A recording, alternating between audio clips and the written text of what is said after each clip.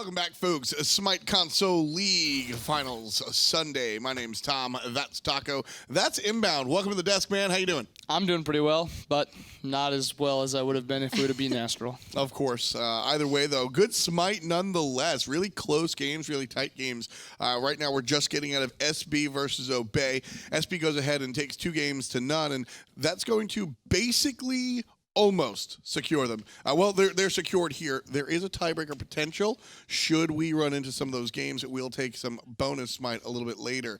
That's what's happening here. But what's happening there at home? You guys can go ahead and play the Smite Adventure. A little bit of PvE action there going on, so you can take a break from all of the high intense action player versus player and just fight computers. And sometimes that's really all you want to do is fight a couple of bots, because it's almost the same as your ranked games, to be fair. Pretty much, except the bots are on the other side for once. So, I don't know. I am one of the bots, so. That's fair. She said it. Clip it and put it on every place. Anyway, heading into Eanix and Elevate, the surprise teams. I mean, Eanix, Bobby, where the hell did they come from? I don't even know, but they are playing fantastic. Best EU team, no offense to Rival, but they have played like the best EU team that NA has ever seen. And it's really fun because talking to a lot of the players, you guys generally in the regular season stick to your own region, right? You're watching NA because, well, that's what you got to play against. But as a commentator, you know, I'm here watching both sides. And I mentioned earlier, these guys came in not as part of the league, right? You had your Europeans that they were shuffling from team to team to team, and then 5 guys came in, Auzrik and Predators and the rest of the squad, a couple of roster changes, but they came in and they said, hey, look, we're going to be doing this stuff. And they started off at one point and they just kind of got better throughout the year. And now, Taco, 50-meter fly, Auzrik, Predators, this crew is doing work. Well, here's the thing, though, is that it might be coming as a surprise to all these North American teams that are coming into LAN for the first time, but it's not really that much of a shocker to us watching Eanix have similar success to what they found in their online portion. It was evident from the get-go that this team had completely surpassed what competition there was in Europe. They just looked so incredibly dominant, and now that they're able to try and transition that versus their North American opponents, it's been really interesting watching the adjustments.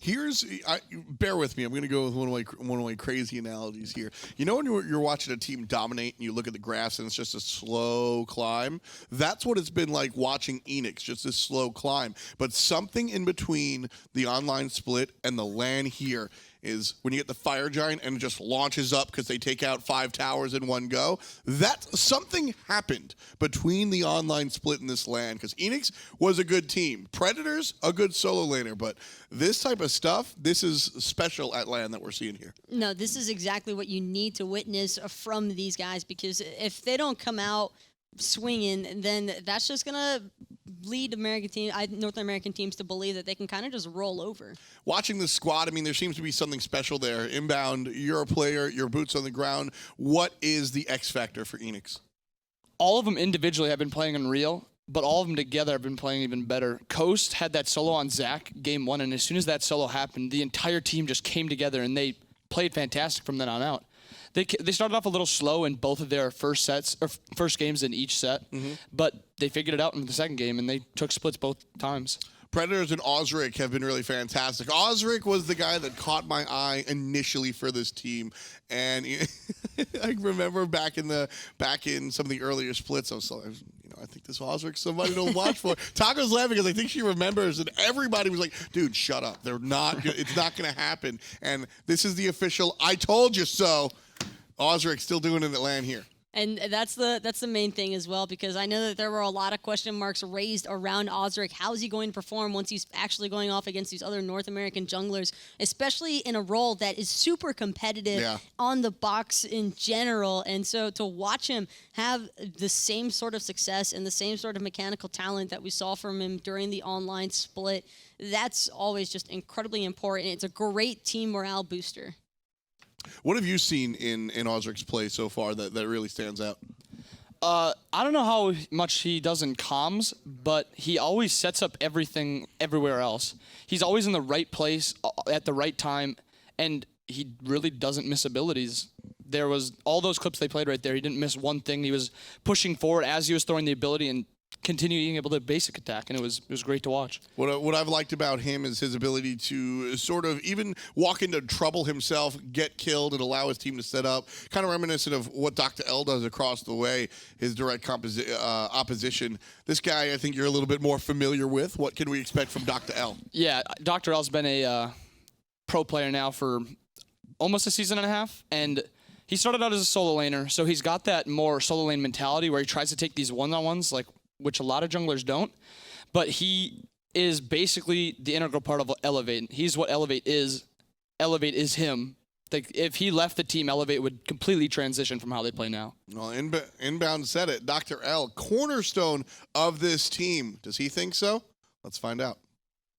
Season 4, after our good land, the spring land, the middle of the summer split, we split up, and it was hard for me to recover the team, I guess, after that.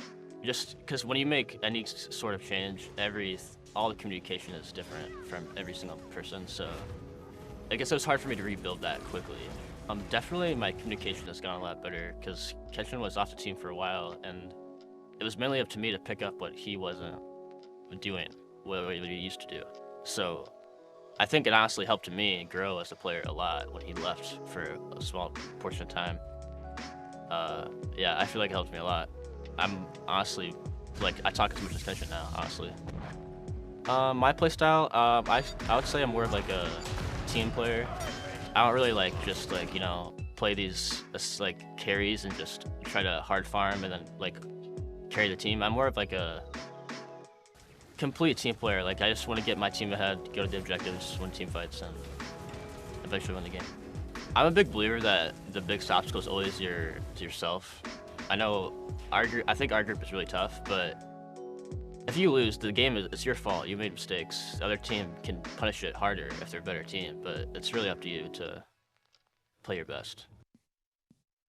I don't know if this is the music or not, but something about that felt really inspirational. And the one that I'm gonna hold on to there is DoctorL talking about when his teammate left, and that's really what made him sort of I don't want to say grow up, but brought him to that next level.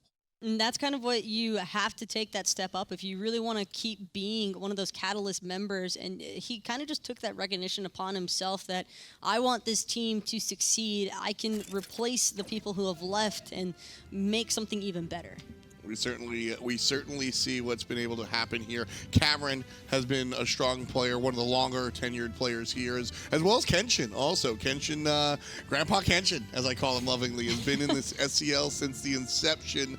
A lot of good players on this Elevate roster. A lot of long-time dudes. Eanix, kind of the opposite. Brand new. Almost all 5 of them are rookies, I think, for this year. Yeah, I think they are all rookies, and all of them have performed not like rookies, though. They played really well. Just a fantastic journey throughout the season. I'm pretty sure that Dineohsaw and Auzrik have been around the scene for a little bit, actually. Just never really come into the light because they weren't actually finding a whole lot of success. But this powerhouse roster from EU is certainly something to be feared. And that immediate Serqet lock-in pick, I am question marks everywhere. Auzrik on Serqet, I can only imagine how much control he's actually looking to attain. Well, the bands come out. We've got the Osiris, the Kakulin, the Xingqian, and what's that hunter's name, Bobby? Coast? No, the god. Oh, Muzen. No, the band one. What? Oh, the Hui. How does he say it, though? Me? Yeah, how does Ho Yi say it? Ho Yi. There you go. Not bad. I had no idea. I thought you were talking about AMC. Well, AMC. He'll be the hunter on Elevate next to Cabrakan. The tier again. Forget about Raijin. Don't care. Tier is what destroyed Eanix's opposition in the hands of Predators. I mean, he went nuts. I think Predators is trying to become Variety's protege on the console scene because he's already had a pretty outstanding performance on this god. It's very understandable why he would try to pick it here again, because if Eanix are able to 2-0 Elevate, that's going to have some massive implications for later on. And it's just the fact that they're going to be able to take Worlds. Big stuff. The tier, I mean, I interviewed Predators after they won, and he was just straight up, this is my best character. I pick it when I need to win. Eanix are feeling the pressure right here. Ares banned out by Elevate. A little bit of afraid that Artio is going to be crippled out. I'm actually really liking that Ares ban away because there's already a decent amount of control between the tier and Serqet for Eanix, so they're definitely just looking for more of the frontlining factor, maybe a couple of throwaways. I don't really see Amir being an option because Cabrakan and Artio are excellent at shutting him down, but that Neath ban away, very important because Habwa is still on the table as well. The Ares also in Dineohsaw's wheelhouse fantastically. And the Sylvanas ban. So Elevate looking directly at Dineohsaw. 1, 2, 3 support selections banned out if you count Xing Chen. Inbound, where, as the Guardian pool gets smaller and smaller through picks and bans, where would you start to look? Against the comp that Elevate's brought, they're going to have a really dive-heavy comp with Cabrakan, and I feel like Artio is going to be in the solo lane, so that's going to be a diving god also. So a real peel-heavy god would be nice. Geb, Sobek would be nice also. That's probably what I'd look for first. I think my only concern with opting for a Geb is that there's just a little bit too much burst potential from Elevate as is to really punish him during those earlier stages where he's not as tanky and really able to use those shields to save his own life. Well, the Ganesha pick going to come out for Elevate, and I'm with you. I want to see Dineohsaw on the Sobek. I think heavy peel is what Eanix is gonna really value here. 2 more selections. We know where everybody on their draft is going. Serqet, jungle, tier, solo, Raijin mid. So we're looking for a dual lane. And now that you have the 3 Guardians locked in from Elevate, you know that's going to be a Hunter mid. With these last 2 picks, I want to see something that Eanix can bring out that can stop this Hunter mid and then 3 Guardians. Which is why I think we see the Xing Chen early. Elevate kind of knew where they were going to go with this. I'm using Cobb. Even if it winds up being a soul instead of a traditional hunter, it might be interesting. But with the 3 Guardians, as you said, magical. Elevate likely to lean there. Peel heavy, Kumbhakarna. I love this god. Kumba is one of my favorite supports. He is a little weak right now, but with that buff to his ult on the 75-second cooldown, he's got a lot of peel. And if you do hit them out of the mez, both hunters will have less attack speed, which is also a really good pick. And Ullr, of course, was just another heavily anticipated pick. Vaporish goes, he's already gotten a pentakill 1 time on this god. Can't wait to see him run it back again. Artemis, I'm expecting to go into the dual lane for Elevate as well instead of the AMC because not only is Artemis going to be able to have a little bit of safer poke and clear against that Ullr, but CC immune ult, really important against a god that can dive you pretty hard. This is a big litmus test for Eanix. This is their draft. These are the characters this team likes. 1 word, Eanix or Elevate. I really like Eanix draft, and I'm really not a fan of the triple Guardian double hunter. I'm going to have to go with Eanix. How about you? I feel like Eanix might take this one. You know what? They were the underdogs once, but right now, they just might be the top dog. We've got 2 dogs on deck, and it's our casters. It's Finch, and it's Tolly. Thank you, Tom. I don't know if we're dogs over here, but I mean, I want to support my team. So thank you, Tom. We're the 2 dogs over here. I mean, we're seeing Eanix and Elevate, the 2 underdogs actually of this group. And Eanix are still in a position here to qualify for Worlds. I like their composition. I feel like they can easily get to the back line and just really exploit these 2 hunters that don't have natural escapes. Yeah, we've seen a lot of this here, the 2 hunter composition. We get ready to go into the game here with Eanix going against Elevate. So how well you can shut that down is important.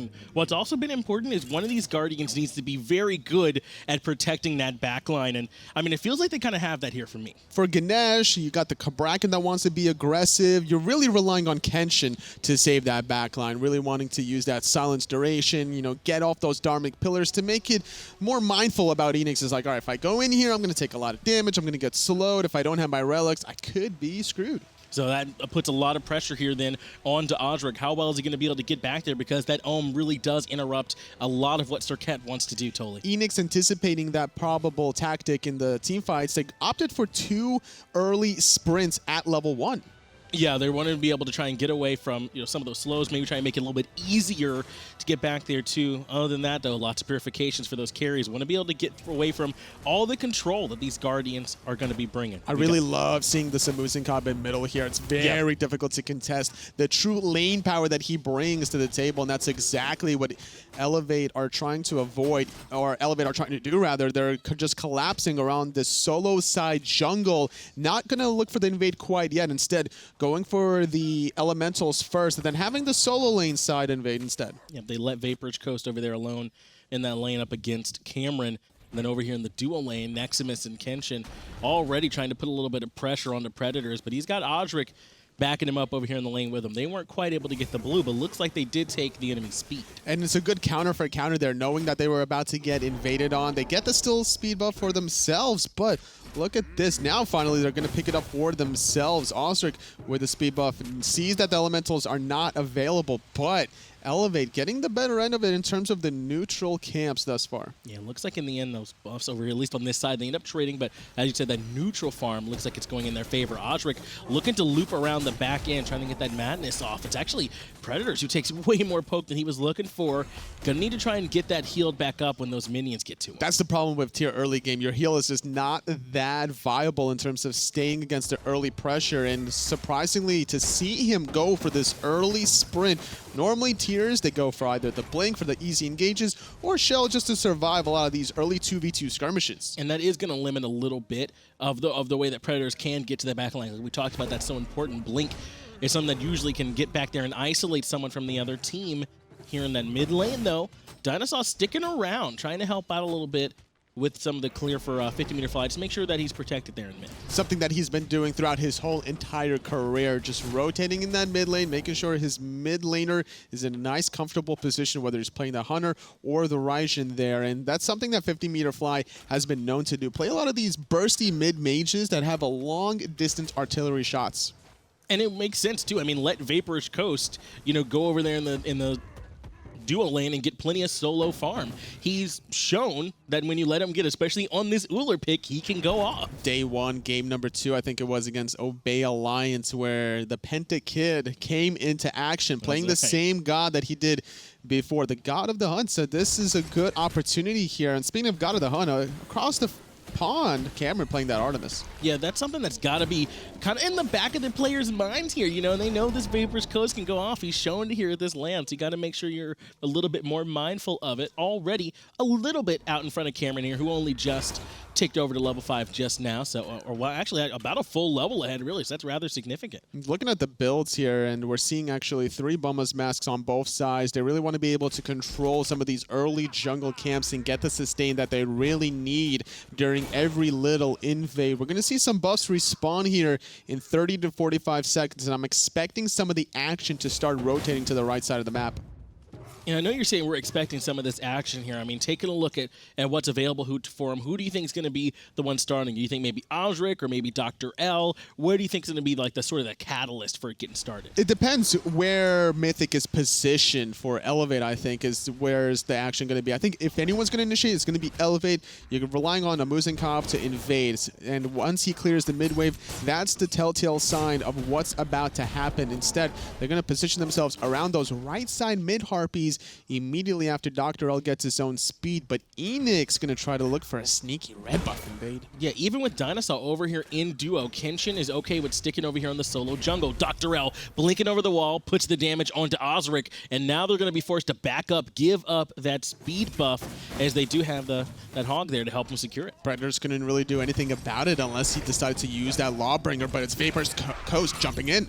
He goes in aggressively. Tusky comes out to keep him alive for the moment. Dineohsaw gets stunned underneath the tower, and he ends up actually getting the sleeping time passive triggered. Cameron now, no way to slow him down. Just going to try and take those last talks, and he does. He gets first blood in the Dineohsaw. And Mythic is going to chase his down because Vapor's Coast jump is not available, using the beads preemptively, but here comes the Cabrakan ult. And then they locked him down. Mythic with the rotation gets the second kill in favor of Elevate. The 2 hunters already off to a pretty good start to me, Toli. Elevate, this is the team that we've been known to see perform in the online portion. Finding the split against Strictly Business is no easy task, and Elevate coming out strong here in game number 1. 5 minutes in, already getting 2 kills. And every single kill, every moment here is so important for Eanix, Toli. They really, really got to get both games here. Sitting at 2 points right now, 3 just will not cut it for them. That's true, and if they actually even do get those 2 points, they're going to be at 5 tied with Strictly Business. It's going to be an interesting situation considering that I think that they split, so that would be another tiebreaker in order to determine seeding heading into HRX. Yeah, so that means we'd get plenty more action then, or possibly we'd get some more action as a result of that. We'll just have to see if Eanix can possibly make it happen, Toli, if they really can pull it off. But right now, Elevate doing everything they can to try and slow him down. Predators boxing out over here with Nexamiss, who's getting a bit of an upper hand here. I know sometimes early Artio can struggle about when in this solo lane. Does Artio start to turn it on? You say boxing fight, I'm looking at more of like a little pillow slumber fight more than anything else. You know, between two teenage girls, they're both going to be able to sustain as much as they really want. Predator's taking 2 shots for nothing there, honestly, but his mana is still topped off. He uses a proc of his health chalice, so he's going to be in a good spot. And now Tier, that struggled in the early game because he didn't have the sustain available, sitting at level 7, has 2 points in that cleave, does a lot of damage, does a lot of healing. And Elevate have really committed to this solo jungle side of the map, totally. They've got some wards pushed down here at the bottom end to see when they're rotating over to the speed and blue. One of them just fell off too, so this is the chance where Eanix actually, whether or not they know, have a chance where there's limited vision here for Elevate, but Elevate have everyone rotating over to get these elementals. And Eanix, though, with a good ward just right under that Fire Giant pit, definitely spotted out those 4 Elevate members, really respecting that. Going to just concede it for the moment. You know, it spawns every minute and 40 seconds. If you're not there in time, it's not the end of the world. You're giving up a decent amount of gold, but it's better than giving up your life. Predator's down to below half health. Dharmic Pillar's actually coming out too. Forces him to use his own ultimate just to try and get away. Trying to get the root onto Auzrik. Set up perhaps a little bit of lockdown from Kenshin, but Auzrik's going to be okay for the moment. Continuing to run away is Serqet. DoctorL still has his blink available if he wants to engage, but he's left alone because the rest of his team going to invade the blue buff. Nexamiss going to pick that one up, and Elevate have been looking so clean so far between the invades, the 2 early kills, and that's a huge kill because that first blood went to Cameron, and Artemis that gets left unchecked and gets a little bit of an early gold boost is so difficult to deal with. Yeah, both of these hunters on the side of Elevate, the Muzen and the Artemis, you really don't want to let them get to that late game point when they really come online. They start shredding at a really high level. So it's scary for Eanix if this game does end up going on late, totally, or at least it certainly looks that way. And considering the way Eanix played it around the purple buff from Elevate, it seems that there was some miscommunication because Vaporish Coast went back in after it was pretty clear that Dineohsaw was going to die. I think that he wanted to bait out his passive a little bit and maybe find a return kill on Cameron. Instead, it's Dineohsaw who gets the 2-man mez. I believe Mythic actually uses the beads to try and cleanse it and then misses the stinger. So a lot of cooldowns Dineohsaw was able to force out basically for free. That's a very nice defensive play that just worked out offensively. So now with that 150-second defensive relic on cooldown, it's going to be an easy target for Eanix to exploit this Muzen that's sitting at no mana in mid. Yeah, likely because of that, he's not going to be looking to do much more here for the next few moments. Going to back off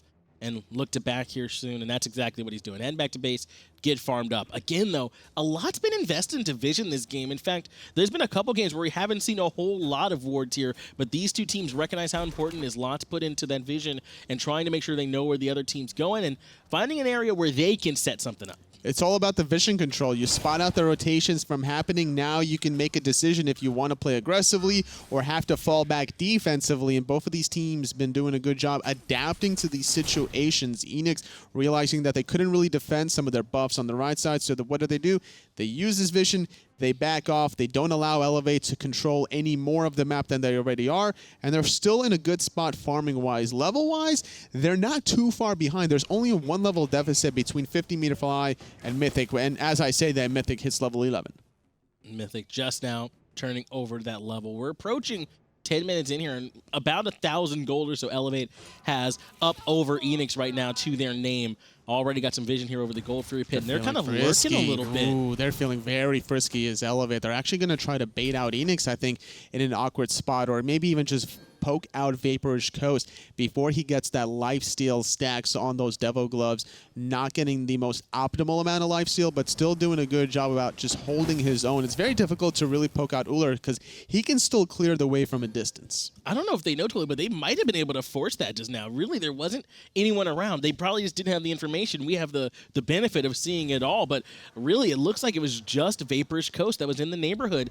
Instead, Auzrik getting ohmed out, setting up the stun coming out from DoctorL almost immediately, though, the beads used to get out of that sticky situation. So once again, a bit of a win there for The Elevate. ultimate here DoctorL's low comes though. out. The ultimate from the Raijin coming out. Dineohsaw now using it on the DoctorL. He comes landing down. He's trying to get away, but it's Auzrik forcing the issue. DoctorL's already fallen. Dineohsaw gets credit for that. Cameron, though, gets It's the return spreading. kill, as It's does spreading. Auzrik. The poison's going to be a problem here for him. Continue to run, Cameron. Predators pulling up Kenshin on the back end, and Vaporish Coast takes down Cameron. 4-man wipe, only giving up Auzrik in favor of Eanix. Auzrik sacrificing his life for the greater good, just forcing out the issue in terms of spreading the poisons all across the board. Elevate, they were once in the lead, but it's Eanix bringing it back, and Predators is not done with this bear. No, he's trying to control Nexamiss here, and then leaping in is Vaporish Coast, setting up his boy 50-meter fly to finish that one off. And take a look at these player cams, Totally. He's popping off, feeling good on the Ullr. Gold Fury looking good for him, too. The adrenaline is just pumping throughout Eanix. They're able to get the first real objective in the game, this Gold Fury at the 11.5-minute mark, extending their lead now to a slight 1,000 gold lead. They were actually down about 1,500 gold, and this was a total of a 2,500 gold swing. Yeah, absolutely. Winning that team fight in that narrow quarter worked huge for Eanix there in that team fight. You mentioned it. Auzrik coming up big for him in that engagement. Yes, he gives up his own life, but they have essentially get an unofficial deicide off it as they, or rather Nexamiss, I think, got away. But in the end, they take that Gold Fury and they take the fight. Eanix trusted the call of Vaporish Coast there. He stunned out DoctorL. Everyone from Eanix was backing off before that Ullr axe stun connected, and that's when 50-meter fly throws out those Raijin ults through the wall, connecting onto DoctorL. Finally, Dineohsaw holding onto his ultimate until the last moment, which allowed Auzrik to get the last hit with the last breath and then just spread the poisons every which way he wanted to. Yeah, he came in and got a lot of good poke on a DoctorL, I believe, to get that one going, too. So he just felt confident and continued to go in. Right now, Predators, I think he's got 2 members over there in his lane, but not too worried about Nexamiss and Kenshin right now. He'll get them to back off just for the moment. But now Eanix are the ones with a little bit of that momentum there on their side, Totally. They didn't let those 2 early kills slow them down. Not at all, and that's going to put them in a great position heading into the mid game before the late game of Mythic, Muzen, and Cameron's Artemis truly takes into effect. If Eanix can continue team fighting like the way they did there, they should be able to control the next objective. And with the amount of control they have between Predators on the tier, Dineohsaw here on this Kumbhakarna, they can easily still win these team fights. Ultimate looks like it was committed there from Cameron. Vaporish Coast able to get out of that one, so he's still doing okay, but I think it was at the cost of all his relics, Totally. Yeah, it's going to be 150 seconds. However, still, Cameron positioned himself a little bit aggressively, but with great vision from Elevate. They spot out this rotation from both Dineohsaw and 50-meter fly, going to back on out after clearing the wave. No Gold Furies to really take advantage of, because even though sometimes you don't necessarily find the kill in this little Hunter v Hunter skirmish battle, you force out the relics, you force them to back. That's a small marginal win of gold and experience denied under that tower. A little bit of fighting here over that Portal Demon. 50-meter fly actually goes up into the Taiko drums to push Kenshin and Nexamiss away. Auzrik able to get out of there too, so it's Predators they're looking for the root on, not quite able to find it. Instead, gonna settle for trying to take away this Gold Fury. Auzrik actually dove onto Mythic, forcing out both of his relics before that exchange even happened. That's why 50-meter fly went to bang those drums, really hoping that he had the distance necessary to follow up from his jungler.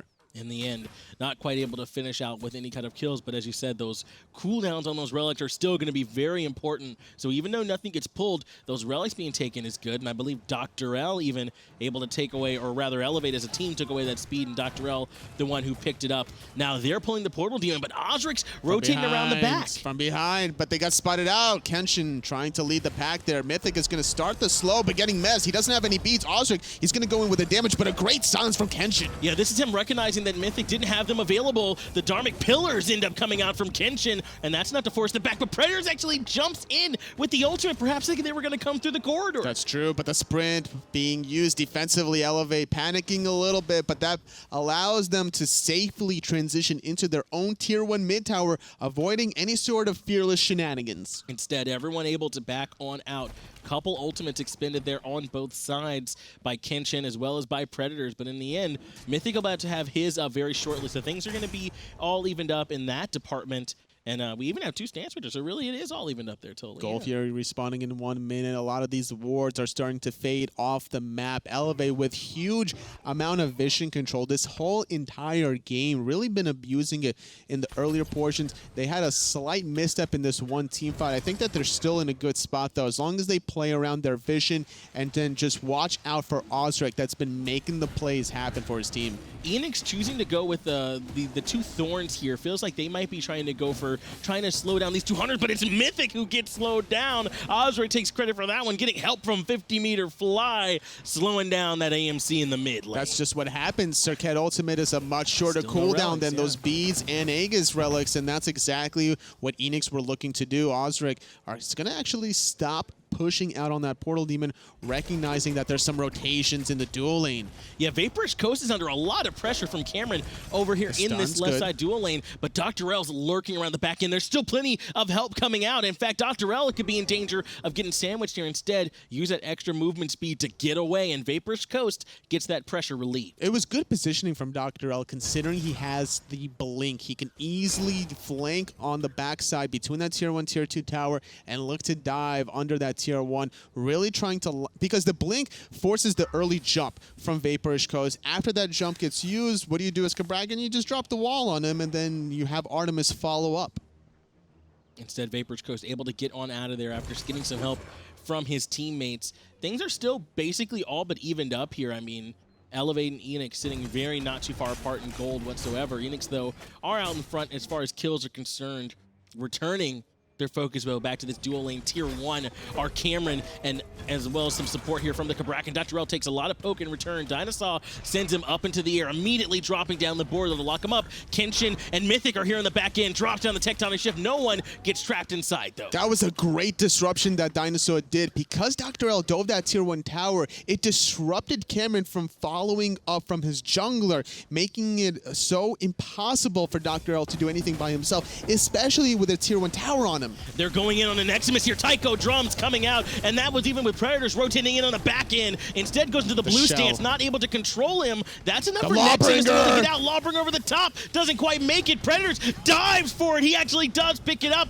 He'll The throw away Stinger. his own life in return, though. Stinger stopped him from dashing away behind that tier 1 tower. The Lawbringer didn't have the range necessary to find the last hit. The shell coming in clutch for Nexamiss that bought him enough time to retrieve safely under his tier 1 tower for the moment. And totally, that's why I was talking about the Thorns. There's 2 shells over here for Elevate, but it looks like Eanix are instead focusing on trying to shut down Mythic and Cameron. That's not a bad idea considering just how much late game damage they're going to do, especially deterring them away from critical strike build. Cameron inside his kit has a passive that's just going to naturally have crit anyway. After each successful in-hand hit, you build a 5% crit chance passive stacking up to 3 times, and whether you want to crit or not, Cameron will indeed crit in these team fights. And Mythic, it seems like, is all on board with that train anyway. He has the Transcendence there in his build, so really just going to be relying on his power, probably like the attack speed build that we see from him. It's not a bad idea here going for this execution on Cameron.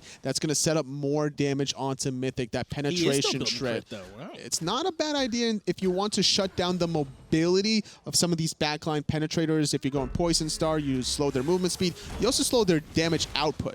And this is what Auzrik has been doing all game here, Toli, forcing those relics out from Mythic here in the mid lane. He's not had a moment to breathe where he has not been under duress from this Serqet in the jungle. There's usually about a 60 to 90 second cooldown difference between using your Serqet ultimate, if you have cooldown reduction, and the defensive relics out of any mid-mage or hunter. And that's exactly the mindset that Auzrik has and every top tier jungler has. And that's what's happening here with these with this controlling comp that Eanix has between Dineohsaw here on the Kumbhakarna, between Serqet on the Auzrik. They're forcing out these cooldowns all the time. The board comes out right away to force Auzrik to turn tail and run. That is enough to keep Cameron out, and he's been standing at that tower line of Vaporish Coast all game. Dineohsaw, though, uses the ult. Now it's going to be the Lawbringer over the top. Serqet poisons are going to be spread here onto DoctorL. He's trying to run away. He's using that ultimate defensively. Kenshin trying to peel with that silence for the moment, but Dineohsaw Gonna mess him out for the moment. Needs to back off, though. He took a little bit too much damage. This plan has worked for them perfectly every time. Force out the beads, wait out the Aegis, take down the kill on Mythic. Predators, though, is locked between 3 members. Auzrik jumps in, but there's not really a way for him to save the life of his solo laner. Instead, he falls to Cameron. That silence from Kenshin just lasting so long. Predators had no time to use that heal. Auzrik now in a little bit of trouble, considering Nexamiss having that cripple field preventing Auzrik from using 2 of his abilities. Cameron still has the Gold Fury pulled. Cameron takes the Gold Fury for Elevate, giving them about a 2,000 gold lead when they add their kills on top of it as well. So this game totally has been real swingy back and forth. Oh, absolutely. I was just about to mention that, how Elevate, you know, came back into this game, or controlled the early portion of the game with the early 2 kills, and then Eanix winning a team fight very convincingly around this left side mid Harpies. But now it's Elevate with the 2nd Gold Fury of the game, first one to their name, making a name for themselves in this first game of the set. And this Portal Demon, a good call from him. No way for Eanix to really contest this one. Everyone was just too low after last engagement. So Elevate, they want that really probably more just for the farm than for the actual portal itself, but it gives them a chance to come back to the middle of the map and try and get back into position for some of these buffs coming up. It's all about min-maxing your time in these competitive games, and even though you might not necessarily want to be positioned around Fire Giant specifically, you use this time to spend your gold, get your completed items, or maybe tier 2 items. Dineohsaw goes in, but immediately the Ohm shuts him down from getting the 4-man mez that he wanted. Auzrik and Predators were lurking around, and that's Kenshin showing up big to slow down the initiation from Dineohsaw. He's been doing it all game. Kenshin on this Ganesha is such a smart pick here, considering how combo heavy Eanix is. Yeah. Serqet needs to get off the 3 stacks of the passive, and that's exactly what she's trying to do onto Nexamiss. Auzrik goes in, immediately gets stunned. Tycho drums are going to be on cooldown. The wall comes out from DoctorL, but immediately jumping away is Vapor's Coast. Dineohsaw takes a lot of damage, has to use his ult just to get away. Passive is triggered. Cameron going to be able to walk him down. Mythic gets credit for it. Just a max range hit. That one shot from Cameron critting was so necessary to find the kill on the Kumbhakarna, and it's almost impossible not to get the kill here when you're playing 2 hunters. Once that passive is up, you just need a couple of in-hands and 2 hunters will successfully do so, even outside that tier 1 tower. And that tier 1 tower did fall in favor of Elevate, and they look like they want to try and force this tier 2. It's a 5v4. They have got the advantage here. Auzrik jumping in onto DoctorL, looks to be the call, but takes half his health in return. He'll have to back up, but that's enough to keep the tier 2 tower alive. He goes in, but he can't use that ultimate because Kenshin is disrupting the flow. Yeah. There's no beads available for Auzrik, so what is he doing to respond? He's building into the Mad Guy's Blessing. He's thinking about the later stages. If they're having like a 5-on-5 fight where they're facing each other, I don't know if Auzrik can go in totally. He might have to wrap around the back end of these team fights. It's very difficult to defend the siege from Elevate for that reason. Jungle fights should be easier for Auzrik. Considering he went Thorns and Bees, he doesn't have the blink necessary to dive that back line. A little bit of a bait from Eanix going for that Fire Giant, but Mythic showing his face, has to use the beads. That's enough to get him off of it. I believe we also saw the blink being used there from Dineohsaw. He went on and was unable to find anything from that engagement, so he'll have that on about another 80-second cooldown before he can go back in again. And with this 23 minutes into the game, a level 18 Ullr can easily solo Fire Giant. You have the Axe Stance to give you some life steal. You have 70 stacks on your Devil Gloves. Not building into Aussie doesn't really need it compared to the way he did it, I think, against Obey Alliance, and that's something that actually helped him out in terms of boxing against worst Sun Wukong to get that life steal going. Yeah, and we're talking about, you know, where these levels are coming out here. Until, I mean, even Nexamiss is out in front too over Predators, and that's something that we've seen happen in Predators. Not always be able to get that Lawbringer into the right position that he's looking for a couple times in this game. So let's see if he can catch back up and then get the value out of that ult that he's trying to get. Lawbringer is just a telegraphed ability. You have a decent amount of time to react to it, whether you have an ability or maybe a relic to get you out of danger, shell, sprint, whatever the case is. Elevate has been doing a good job in terms of avoiding Predator's ultimate ability, and because, yet again, he went for the sprint, he doesn't have the blink, considering he went Thorn second. Elevate are grouping up and trying to push objectives. Even without the Fire Giant, they're confident in about the 4,000 or so gold lead that they have right near that mark. but there's Predators and Dineohsaw lurking around the back end. Auzrik and Vapor's Coast underneath the tower, trying to force them back. Axe done just a little bit off the mark, and Elevate will back up for now. Somebody has to get close, and it's going to be Dineohsaw blinking in the backline, messing out 3, but instead it's going to be Dineohsaw the target. The boar's coming out too. Auzrik jumps in, but it's too late. Predators has already fallen. Auzrik lost nearly all of his health bar. Dharmic pillars come out from Kenshin as well, as Elevate looks to continue to push into the tower. Eanix really cannot defend against the siege from this triple tank comp. Look at the health from Elevate after getting that initial pick and then getting everyone from Eanix pretty low here. Dineohsaw is going to have to back Elevate with a commanding 5-on-4 lead. Going to pull this Fire Giant for free, essentially. It really looks to be that way. Nexamiss is zoning out 50-meter fly as well as Vaporish Coast. Now getting a little bit of help from Kenshin. Too late were the carries from Eanix. Elevate take the Fire Giant, and Toli, again, this game is so important.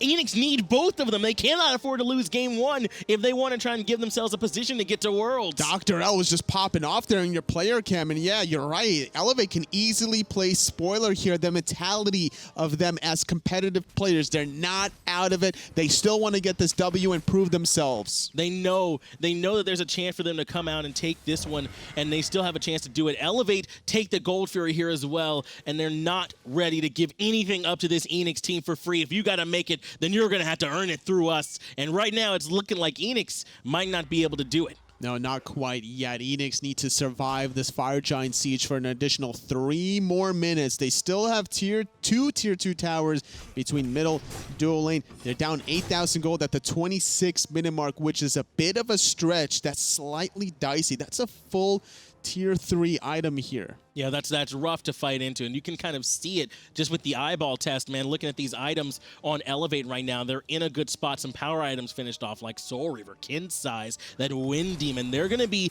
swinging in these team fights here now, Will Cameron and Mythic. So Eanix got to make sure that they're positioning perfectly. Cameron and Mythic have reached their late game potential. There's level 20 combination. They have Fire Giant. They're going to be melting these towers and objectives. It's very tricky for Eanix to really get into that backline. They didn't really go for these blinks, which a lot of teams really like to do, meaning that it's so easy for Kenshin to disrupt the flow. And we talked about it a little bit earlier, but you're right. It feels like it's because we said at the beginning, Auzrik, how will he be able to get to the backline and disrupt? He really has not. Kenshin has shut that down, it's felt like. And that's been the big difference in these team fights. Auzrik or Predators jumps in, they get blown up, and they can't get back there to him. And especially considering he has the Shogun's Kusari, now Mythic and Cameron going to be doing more damage. DoctorL with that Soul Reaver that you were talking about. The burst damage from Elevate is so difficult for Eanix to play around. Portal Demon taken by Elevate. They've already taken all the towers off the map for Team Eanix, so that means the 3 Phoenixes are exposed. They still have the Fire Giant for about another minute and a half, too. That's plenty of time to group up and make a siege onto one of these Phoenixes, totally. In fact, if they win the fight handily, it might even be time for them to go all the way in, depending on just how much they win by. It's very easy to do so, you're right, because it's about a 35 to 45 second respawn timer, and these sieges are going to be very close to the home of Eanix, where they need to respawn and survive. But DoctorL, thinking about split pushing, he has the blink. It wouldn't be a bad idea for him to loop around, but instead going to regroup with his forces on the right. Right now, Kenshin taking aggro. It's Dineohsaw who jumps in and gets immediately blown up, triggering the passive right away. The auto attacks are coming in. They clean him up. Predators actually controls 3 members, but he dies for it. Elevate looking real good. Phoenix on the right-hand side already getting shredded by this double hunter comp,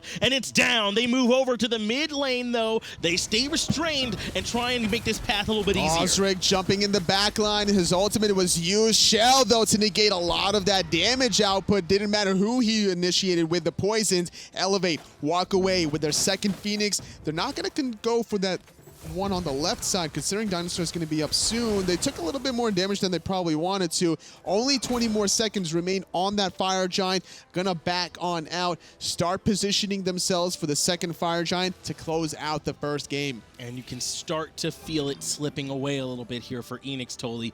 Just right now, with those 2 Phoenixes down, it looks rough. It's certainly not over yet, but this is it. This is the beginning. This is the defense that Eanix have to make if they want to keep their chances alive 5, and that only gets them halfway, Toli. That's true. Thus far, Elevate, you could just feel the energy. You can hear some of the whoops from a distance, actually, and just every single team fight, these console players are just so fanatic about it. No, this Elevate squad is full of talented players who did not come out here to get rocked around, and they're going to show that they can hang around, even with Eanix, even with some of these bigger teams. Like we've seen, I mean, Eanix have looked stellar this weekend, Toli, maybe to some surprise from some people, and Elevate want to show they can hang with them. And Eanix, you know, as a European squad, we always kind of, not necessarily count out European squads against North America, but they didn't have the best resume against North American teams, and thus far been doing a good job splitting with the best of them. And you know, not the best performance from them in game number 1 here. A lot of credit to where credit is due. Elevate